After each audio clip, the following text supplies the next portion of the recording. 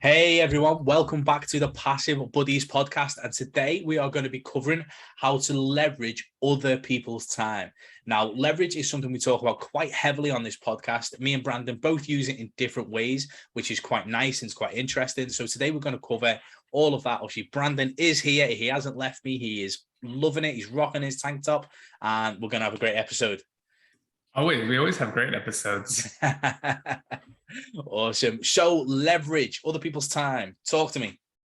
Yeah, so I mean, there's so many ways. If you guys didn't listen to, I believe it was the previous podcast, maybe the last two, if you haven't subscribed to the YouTube channel or the podcast, I definitely recommend it. But we talked about how you would hire a mentor. And even after you've gone through the program and have done everything, you can still go back to them and ask them for help, or even use them for a upcoming promotion or anything like that. There are so many ways you can leverage other people's time. You can even go to, say, use VAs and hire VAs. You can use a website like onlinejobs.ph, which is a place where you can hire Filipinos. .ph is Filipino. So it's just there, it's like the .com. Anyways, so that's a great website where you can find VAs. You can also use things like Upwork or Fiverr and hire other people to do things that you don't like to do. Say, set up a thumbnail for a YouTube channel, or even set up your whole YouTube channel. You can even do, I know people that have created YouTube channels where they write out the script and then they send the script to a Fiverr, like a stylist, where they will literally just do the little like draw art and the apps that use that, and do the whole app or do the whole video in those little drawings. And so you can do a whole YouTube channel based off that. I know people with hundreds of thousands of subscribers that do those little draw arts, and it's just their voice, or not even their voice. They hire a voice actor. All they do is write the script. So there's all sorts of ways you can leverage people's time. I mean, we have affiliates that use our product, which is Super Facebook Tools, which is a Facebook CRM tool, and they sell our product. And so I'm leveraging their time because they're kind of like sales people. And so they're selling our product to, one, make money and recurrent income, but two, they're also making me money because they're selling our product. We do have a white label product, but we won't get into that. And as far as like how I actually developed that, like I didn't know how to, and we talk about this in a different podcast, where how to create your first $100,000 a month in SaaS, or in a software as a service, but I didn't know how to develop tools or anything, so I had to hire someone. And now our developer and our development team handles all of our software, so I no longer have to really push that product because they handle it all. I mean, if you think about it, I'm making money from it every single month. I have a team that's handling all the development. I have a sales team who's handling all the sales, and I'm on this amazing podcast that you guys should subscribe to, so that you get all the latest news on what's going on in the online space. And so I've been able to pull myself out of the business and have it more as an asset that's making me money every single month. And so that's just one example of how you can leverage your time and other people's time to make money. What about you, Brian?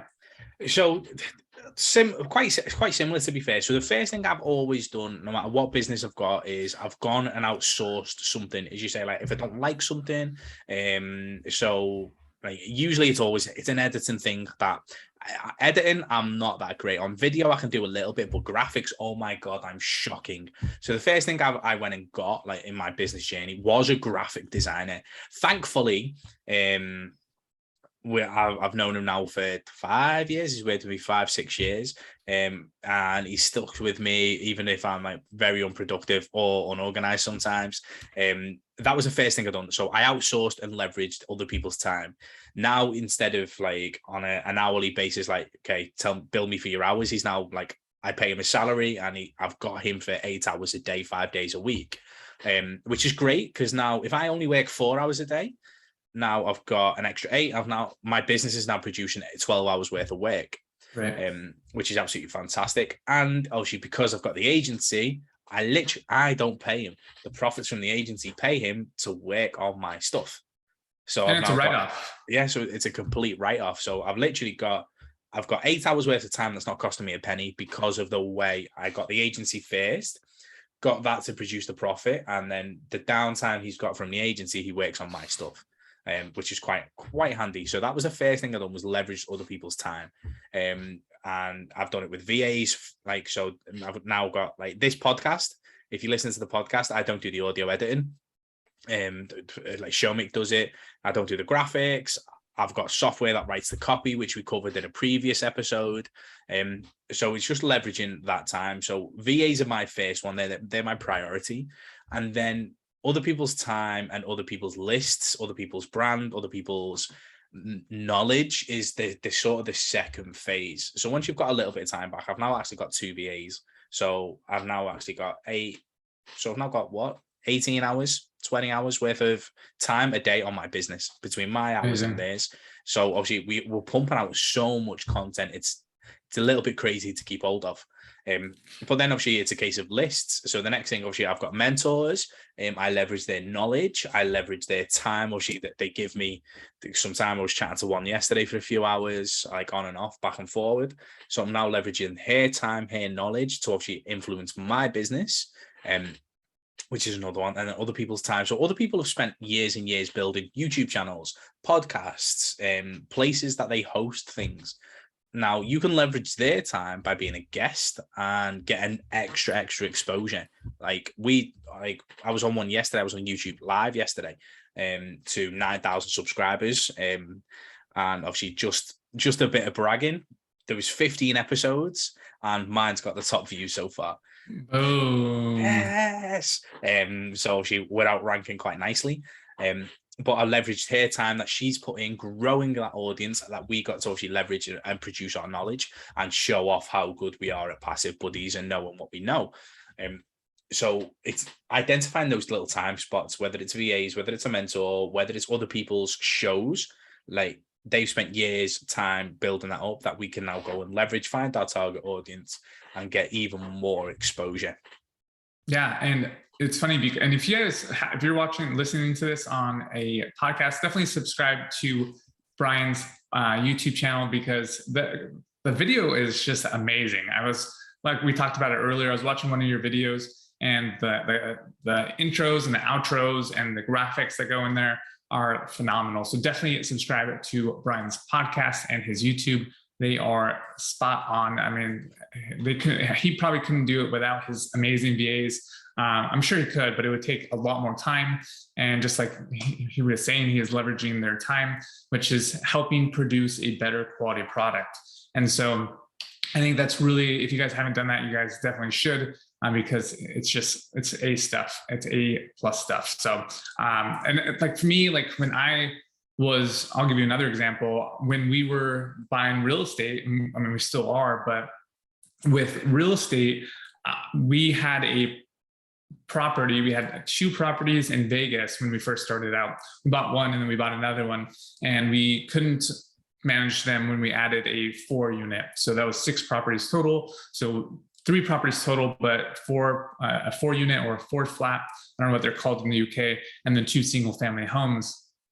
And we couldn't manage them. So we had to hire a property manager. And I think a lot of people think that property managers or VAs are expensive, but in reality, it's really just buying back your time. And I couldn't drive to Vegas or fly to Vegas. And if I did, it would probably cost me the same amount of money as it would to take an airplane over to Vegas and manage them myself, but I lose out on the time. So in doing so, we hired a property manager. He literally handled all of our properties. He handled all of our properties, and I would literally just get an email when a new resident was going to be moving in with their name, their credit history, and how much they owe, if they owe any kind of debt collection or anything like that, and a picture of their ID and stuff. And he would just send that to me and that was it. And it would be like yes or no. It would take like a minute, and that saved me from having to fly to Vegas interview the person, do a background check, do a credit history check, do all these things that would in reality cost me a lot more money than just hiring the property manager. And so being able to leverage his skills versus just his list or his time or whatever else, I'm actually managing. I'm not taking his skills. I'm investing in his skills, or I'm buying his skills because it's saving me a bunch of time. Kind of like you're buying other people's time, but you're also buying their skills because they're much better graphics designer or videographer or whatever it is, that's allowing you to save time, because now you don't need to learn those skills. You can buy those skills. And I think that I say this a lot on my Facebook is, first try and create cash flow, and then you can start really just buying skills, because cash flow, you can buy better skills than you can actually do yourself. And if you have the cash flow, then you can literally leverage unlimited amount of resources. If you're always cash flow positive, because you are able, like, money's just a tool to get things done faster. So if you're able to buy other people's time by hiring people, their skills, because they're better at doing than what you are doing it. So like, I'm a horrible, what am I horrible at? I'm just, I'm horrible at like editing and all that stuff. So like being able to create those cool graphics and those things that you have on your video, like I could never do. And so I would hire a VA to do that, like Brian does. And so these allow us to free up our time so that we can focus on our circle of focus that we excel at. If that's sales, if that's product development, or whatever it is that you excel at, we can focus solely on that versus having our time split in all sorts of different directions, where we're kind of just wasting time at that point. I think Dan Henry talks about circle of focus. And if you are, if you take a pizza and you cut it into slices, and each of those slices is a kind of an area that you're focusing on, you're not getting as much out of it as you should. You should be taking that circle and not cutting it at all, and just focusing on one portion of it, because then 100% of your focus is in what you excel at. And that's just going to allow you to push forward even further and faster, because you're focused on one particular thing, if that's sales and making more sales for your business, and outsourcing everything else. Especially, I think we're going up into another podcast about this, about the areas of focus. But if you can, or skills, I think it was, if you're able to focus 100% on your skills and selling, then you can buy all sorts of different resources or assets or people's time to leverage, so that you can just go further and faster than your competitors. You're right. Obviously, like, leverage is going to be the thing that propels you forward. You, as much as you'd like to think like you're a Batman, you're a Superman, you can't do it alone. If you've got true big goals, like, doing it alone will kill you before you get there. So leveraging other people's time allows you to, like, for instance, I'm sat on a podcast now, obviously chatting to Brandon, having a great time, and my Slack's popping off. I've got it on Do Not Disturb, but and I've got staff working for me. They're interacting with clients, they're editing YouTube videos, and I'm allowed to be able to do what I need to do by having them sat in the background. I took a day off to the beach last week, obviously, because it was gorgeous. And Slack was popping off, Slack was working, the team were working, and I was splashing in the sand, getting abused by the kids, which was obviously all good fun. So if you actually truly want a life, and this is where it's like the whole work-life balance and building a life around your business isn't the right way to do it. You've got to build your business around your lifestyle. You're going to need to leverage other people. Otherwise, you will constantly be on your phone. You will never be able to take a step back, and it will kill you in the long run. Yeah. And as you grow, you're going to need more leverage points. You're going to need more levers to pull, especially when you get into the $1 million mark, the hundreds of $1 million mark. These are all different tiers, and you're going to need more leverage as you grow. And you shouldn't get over leveraged, though. You see it now in the economy, a lot of companies grew during the pandemic because they had a lot of extra money coming in, and then the economy started slowing down, and now we see a pullback on people hiring and people reinvesting in their business because they were over leveraged. And so understand the difference between leverage and over leverage, and that's more investing, because you don't want to ever be over leveraged. That kills businesses. I think that's like obviously a good concept, because obviously you're talking about like leverage, over leveraging and leverage in the space, obviously like investing and stuff. But it's so true, even in like obviously when you're hiring people, like it's not just a whole like passive income scenario. It's like it's in terms of time, in terms of managing people, like in terms of like if you lose that one client or if you lose that little bit of income, like how is that going to affect the team that you've got around you? Can you still pay for your team if you lose one or two? And be diversifying risk effectively, isn't it? And making sure everything's managed so you're not in a stress position. I feel like we've covered everything quite quickly here. That was a what's good your one. thoughts? No, I think it was great. Don't get over leveraged.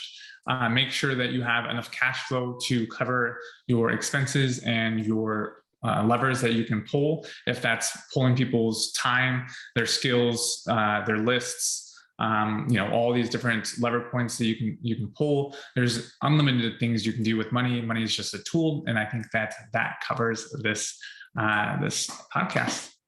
Awesome, guys. So thank you so much for tuning into today's episode, and we will see you on the next one. Peace.